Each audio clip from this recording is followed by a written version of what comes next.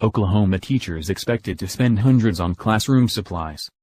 Elementary music teacher Tony Flores' entire classroom budget for the year will be expended on music for 3 performances. Last year, he bought new instruments, to the tune of $1,000 out of his own bank account. In Danielle Childers' pre-kindergarten classroom, students will have snacks for snack time, mats for nap time and stickers for a job well done, but the cost of those items falls on her. Tulsa High School history teacher Vince Fashion starts the year by giving each of his 190 students a 3-ring binder. He also stocks his classroom at Will Rogers High School with highlighters and paper and expects to spend at least $300 before the first day of school. "I enjoy what I do, so I see it as an investment," Fashion said. Even in good budget years, Oklahoma teachers have swallowed the fact that despite relatively low salaries, they will have to spend hundreds of dollars out of their own pockets to furnish supplies for their classrooms. According to a national 2015 survey of more than 500 teachers by Agile Education Marketing, each spent an average of $490 of their own money on their classrooms. Each received an average $300 from their school. At many private companies and state agencies, supplies like paper, pens, scissors, and notepads are purchased for staff members by the employer. State agencies like the Department of Education and the legislature, for example, have supply closets stocked with the basics. Of course, not all items that teachers purchase are technically indispensable. They could, perhaps, live without things like maps and posters strung along the walls, beanbag chairs for a reading corner and pool noodles for rhythm games. But teachers say the obvious essentials are not enough to foster learning, they must go above and beyond to creatively engage students, using extras such as iPad apps, art materials and wall decorations. Unfortunately, we're in a situation that the teachers are expected to, on a low salary already, pay for everything themselves, said Flores, who teaches music to kindergarten through 5th graders at Wiley Post Elementary in Putnam City Schools District. In no other profession is this an expectation. The deficit begins at the source. When state and local education spending is relatively low, or overhead or salary costs increase, the amount left for supplies, a lower priority, shrinks. The state doesn't earmark funds for supplies. Districts get funding based mainly on enrollment and then allocate the money, allowing schools some flexibility. Superintendents and principals weigh the priorities. Teachers often get other help, from PTAs, donors, friends and relatives. Parents also are asked to provide many supplies. But teachers still shell out hundreds of dollars each year for the classroom. Districts can't or won't pick up the tab. They're going to do whatever it takes. And if it takes spending $200-300 out of their pocket, they are going to do it, John Cox, president of the Organization of Rural Elementary Schools, said of teachers. They sacrifice their own income to help a child out. Effects of budget cuts. Recent budget cuts are making the situation worse. In Oklahoma City public schools, elementary teachers' discretionary funding was reduced from $25 to $15 per student for the current school year. The reduction is expected to save the district $260,000. Some districts have eliminated these stipends altogether. Flores' school gave him a budget of $300, and he knows he's one of the lucky ones. For the set of musical instruments he bought last year, he spent $950 out of pocket plus $3,000 raised online through donorshkus.org and all of his classroom allotment. Flores' students perform 3 musicals each year. Cost of the CDs and rides to perform, $300, his entire classroom budget. Oklahoma ranks 49th in average teacher salaries among states and the District of Columbia. Educators here haven't had an across-the-board pay raise in 8 years. A federal income tax deduction allows educators to deduct unreimbursed classroom expenses up to $250 without having to itemize. But depending on the household's tax bracket, the amount saved can be relatively small.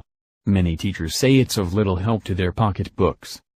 Childers shopped for her Tecumseh pre-kindergarten classroom in late July at Copuland's teacher supply store in Norman. She earned a $100 gift card by collecting grocery receipts from her students' parents. Her total rang in at $99.68, and she said she will probably spend $200-300 more out of pocket as the new school year gets underway.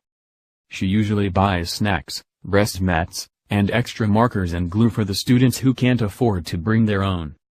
Childers said when she started teaching 11 years ago, she received a classroom budget but hasn't in several years due to funding cuts to education. We used to have a wish list of things we could ask for and she, the principal, would get things from it, she said. Now it's a have-to-have list. Like, you can't live without. School administrators could fund every teacher's classroom need or want, but many say it's a matter of prioritizing supplies over other needs. Public schools absorbed $74.4 million in funding cuts last fiscal year as the state worked to fill a $1.8 billion budget hole. It left administrators like Jared Mendenhall, superintendent of Broken Arrow Public Schools, with some hard choices. We try to do everything we can at our level to offset costs that might occur in the classroom. We make sure we have plenty of copy paper. But this last go-round of cuts has been really difficult, Mendenhall said. To reduce expenses, the district eliminated a unique teacher's benefit, a stipend of 3 to 4% of their salary as a back-to-school bonus for returning teachers. Many teachers counted on that to purchase supplies, he said. Beyond pencils and paper. Teachers' unmet classroom needs go beyond pricier items like whiteboards and iPads. Many are basic items like paper, markers, pencils, folders, books, pencil sharpeners, tape and chairs. Many teachers utilize donorshkus.org for funding.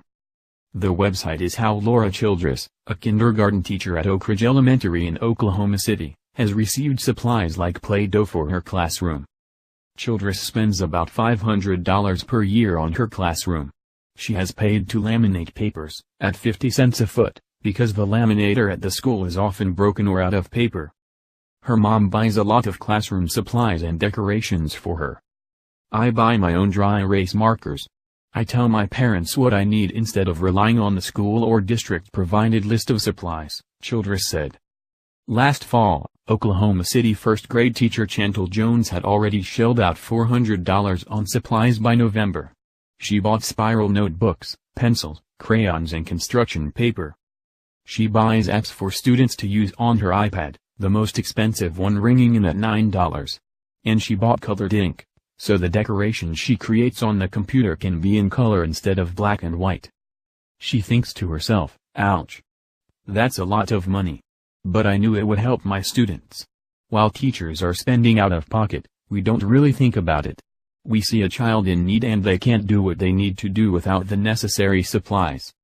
In order for teachers to do their jobs, they need basic supplies and the schools just don't have the money, said Nancy Bolzel, executive director of the Pencil Box in Tulsa, a nonprofit that operates a free store of donated school supplies for teachers in high-poverty schools. Bolzel recalled a teacher who came into the store looking for dry erase boards. The teacher said her school mandated a new curriculum that requires each student to have their own dry erase board, but there was no funding for them. She also remembered a geography teacher who came in and discovered that the pencil box carried air-dry clay, which students can use to create relief maps. The items most in demand, though, are pencils, paper and notebooks. Cox, who is also superintendent of Peg's Public School in eastern Oklahoma, said the district has always bought school supplies for each student out of the school's general fund. It's a service to parents, he said, as well as a way to minimize needs that teachers may try to fulfill on their own. Why should they sacrifice like that, when they're providing the foundation for everything a child needs for adult life? Cox said.